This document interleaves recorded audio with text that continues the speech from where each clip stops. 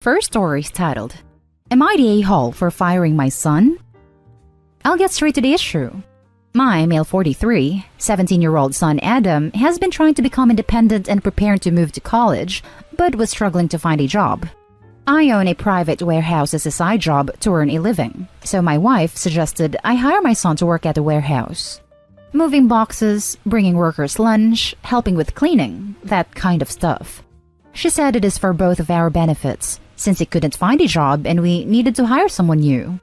I agreed, and Adam was so happy and excited to start working. We agreed on a salary and work hours, so he still have time to study and practice. The first couple of weeks were going fine. That is, until one day. The workers were moving boxes, computers, into the warehouse. The client wanted them to be stored for a few days, and already arranged before they arrived. It was all written down, including the number of computers we stored. In the evening, while I was checking, I noticed there was one computer missing. I gathered all the workers except for Adam, and they had no idea and thought there was a mistake. I brought it up home, and Adam told me that he saw one of the workers putting a box in the garage to take home with him. I was confused, since he couldn't specify which worker it was.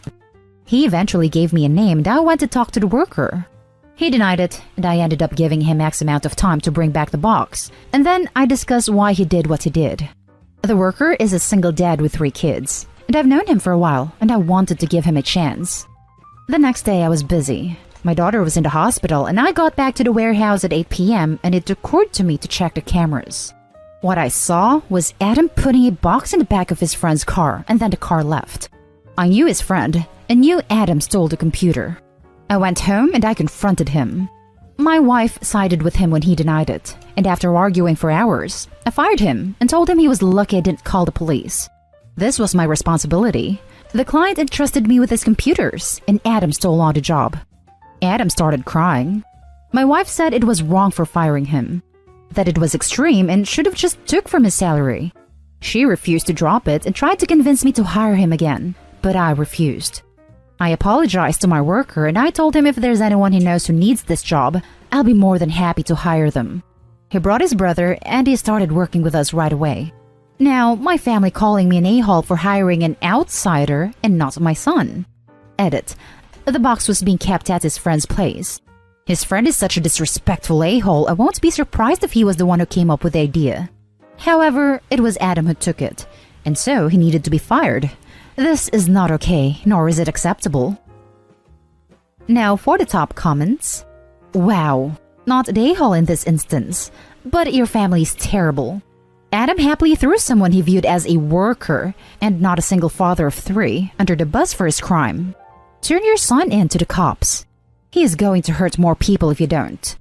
I would have voted everyone sucks here, but we're talking about the one instance, and not your parenting in general. It's unlikely, however, that you are completely blameless for your son's behavior.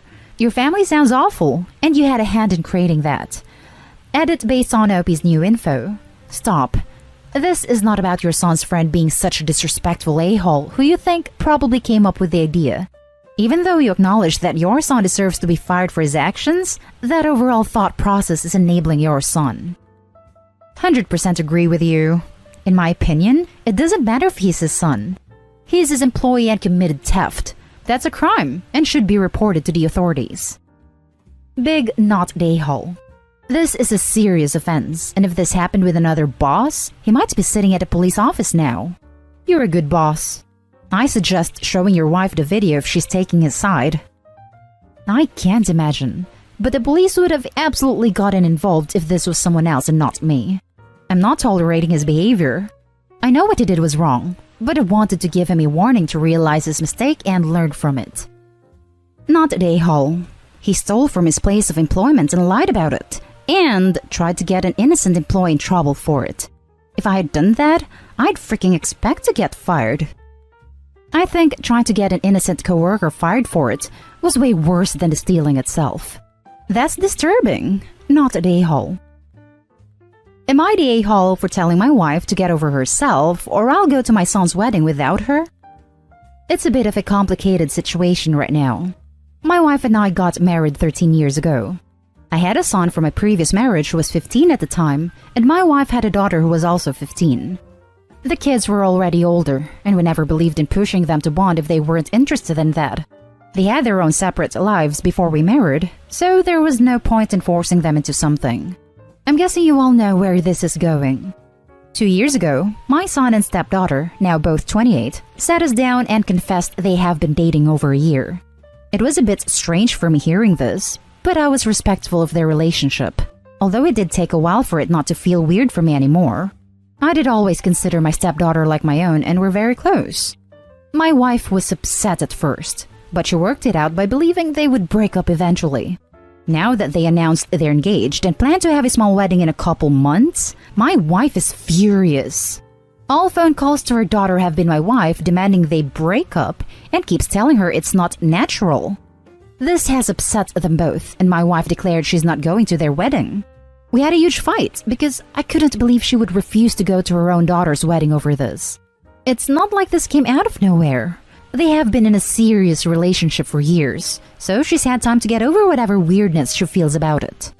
I finally told her that she needs to get over herself, and if she refuses to go, then I will simply go without her. She's now mad at me for not having her back on this, and acting like what she feels doesn't matter. My wife says she's allowed to not approve of their marriage, and as her husband, she thought I would have her full support on this, so she feels in a way betrayed that I'm not taking her feelings into consideration. But it's also my son's wedding, and I would never miss it. Things are very tense, and she's still telling me she's hurt by my actions, and that I would willingly go to something she's not comfortable with. I'd like to know if I'm being the a-hole for perhaps being too dismissive of my wife's feelings about this. I understand why she feels weird, but like I said, she's had time to get over it, so I don't know. Now for the top comments. Not the a-hole. Offer to divorce her so the kids' relationship isn't weird anymore. My wife demanding they break up and keeps telling her it's not natural. This is the part that amuses me. It's not like they're biologically related, and they didn't grow up together, so there was likely never a sibling dynamic. If anything, when you put two horny and related teenagers together, things are probably going to happen. Not a a-hole. Yes, your wife is allowed to disapprove of this relationship, but it also means that you are allowed to approve of it. Same rules for everyone. She's projecting her behavior onto you. She doesn't care about your feelings and dismisses them since they don't agree with her. I don't fully understand the issues your wife has, to be honest. It's not natural. They aren't related in any way. They met when they were 15, old enough to make their own decisions. Even though they weren't pushed to be step-siblings, my wife and I still viewed them as our children. My son became closer to her and they had a friendly relationship before this. Same goes for my stepdaughter and I, but neither of them formed that type of familial bond with each other. To her, they're both her children, so that's why she finds it strange and unnatural. Next story. Am I the a-hole for lying in my therapy sessions because I knew my mom was eavesdropping? So I, female 18, live at home with my mom, dad, and siblings. With past events, I've started seeing my therapist again. My mom is kind of controlling and hates that she hasn't been able to sit in my doctor's visits / therapy sessions since I was 16. With that being said, me announcing I'm seeing my therapist again but through video calls, my mom has been trying to find ways to destroy my electronics, so I'm forced not to see a therapist. The last 2 months, I've noticed anything I mentioned in my therapy sessions, she would suddenly bring it up in conversations. For example, I talked to my therapist about being depressed and missing my best friend because I cannot function without her. She's not dead. I just haven't seen her in person since May last year. And in the middle of my dad and I talking about online games, she asked me if I was depressed and if I missed my best friend. Coincidence? Maybe. But in case that wasn't enough proof, here's another example. I was talking to my therapist about an old friend from camp finding me on social media and getting in contact with me. And that same day, my mom asks me if I've talked to any old friends from camp lately. I finally realized I wasn't overreacting, and she in fact was listening in on my sessions. So I told my therapist about my suspicions, and with her permission, during our last meet I started spewing out as many sinful lies I could. Basically saying things like, I was having intercourse with multiple men from work, that I've been doing these. I said I thought I was pregnant and I didn't know who the father could be. You get the picture. The rest of the day, my mom was angry and throwing things around. Finally, during dinner, she broke and started calling me names and expressing how disappointed she was in me and how I've turned into such a disgusting person. I asked how she could have known, as I've only told my therapist, which forced her to come clean and listening in. Only after she admitted to it, I came clean about lying about the whole thing. My dad said I shouldn't have put her in such a position to believe I'm doing any of which I said. My siblings agreed and said I could have just confronted her about eavesdropping. But confronting my mother would result in me being told I'm overreacting. Am I the a-hole for misleading her? I want to add a few things. I cannot move out because there's nowhere I can go and I'm flat broke, but I'm saving. There's nowhere else I can have the sessions but in my room, and I don't have any extra electronics to play because it's usually too loud, and any quieter would be useless. Not the a-hole. Lol. Kudos to the therapist for playing along. Hope she gave you advice on how to stop your mom listening in though. Hey OP, I know you said you don't have anywhere else to go. I felt that way too, but there are options. Could you go outside and sit in a car? Or maybe you could go somewhere outside your home. If it's cold outside, that might not be ideal. But consider places you could walk to where there wouldn't be a lot of people. Definitely look into headphones and talk to your therapist about this. I've been where you are and it sucks, but it helps so much to find a different location. Edit. OP, where is your dad in all this? And how does he feel about her eavesdropping? Can you get any support from him? Not the a-hole. Your mom is crossing major boundaries. Your dad is enabling her. I hope you can find a way to restore your therapy sessions properly. Not the a-hole. Can you set up the session where you have headphones to listen to your therapist, but you type your side so she doesn't hear? The last story is titled, Am I the a-hole for refusing to give my ex her mother's ashes? So I get the title sounds like an immediate yes, but hear me out. I grew up in a small town in New South Wales and met a girl we'll call Emily in primary school. We instantly became friends, and because of a rough home life, I was at her house constantly and her family became like a second family to me. I was there when her dad died and when her little sister Carol was born. I wasn't in the room, lol. I got on especially well with her mother Greta, since I never really had one. Toward the end of high school, me and Emily started dating and decided to get married when we were both 20. However, we soon found out that we wanted different things in life. Emily wanted to go out from our small town and make a name for herself, whereas I just wanted to live here, work, and have a simple life. We eventually decided to get divorced, and Emily moved away. I stayed friends with Greta and visited often, since she lived alone and we had a weekly family game night. However, Emily became more and more harder to contact and didn't visit nearly as much as she said she was going to. Greta eventually got breast cancer and went through 2 rounds of chemo before dying from it. This went on for a year and a half and Emily visited 3 times. She lived 3 hours away, but still. When she died, I immediately tried calling her, and like usual, she ignored a call. Even answered once or twice just to hang up. Her sister had to break the news, and even then, she wouldn't answer. Until the 7th call, which she answered by screaming, "What?"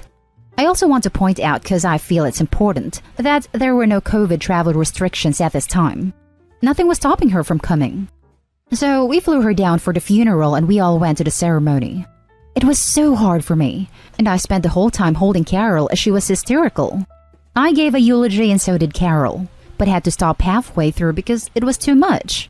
We then went to hear the will get read. Greta left girls the home and its contents, which Emily agreed to just give to Carol. And I was surprised because Greta bought a used school bus off her uncle in Broken Hill and left it to me in the will, as I always talked about converting one into an RV. He had even driven it down for me and was at my house right now. Then came the big surprise. I was left Greta's ashes. Emily freaked out and said that it should go to her since I wasn't even part of the family. I disagreed, as I had been around way more than her and had helped Greta through her recovery as well as everything else. Carol took my side, and Emily stormed out. Me and Carol decided to spread her ashes in the river, which was her favorite place in town, as she walked along it with her dog. We told Emily, but she just went back to her house and refused to be part of it. We decided to wait for her, and told her that she has a year to change her mind, and we're just going to spread them after that. I'm pretty confident that I've done the right thing, but I have a bad feeling in my gut about it all. Am I the a-hole? Now for the comments. Not the a-hole. She willed them to you. This was her wish. Absolutely this. It's as simple as that. No excuses. Not an a-hole. I was left Greta's ashes. That is literally all that matters. Not an a-hole. Yep, the only part of the story that matters. She bequeathed them to you for a reason. Not an a-hole. You were left the ashes because you were trusted to do what is best with them. If Emily doesn't come around, you might consider a memorial necklace for her, with a small portion of the ashes before spreading the rest. That's a good idea. Thanks. I'll look into it. And that's the end of this video, folks. As always, leave a comment and hit like and subscribe. And if you want more of this content, turn your notification on to get updated on the latest videos. And I'll catch you in the next one. Stay safe.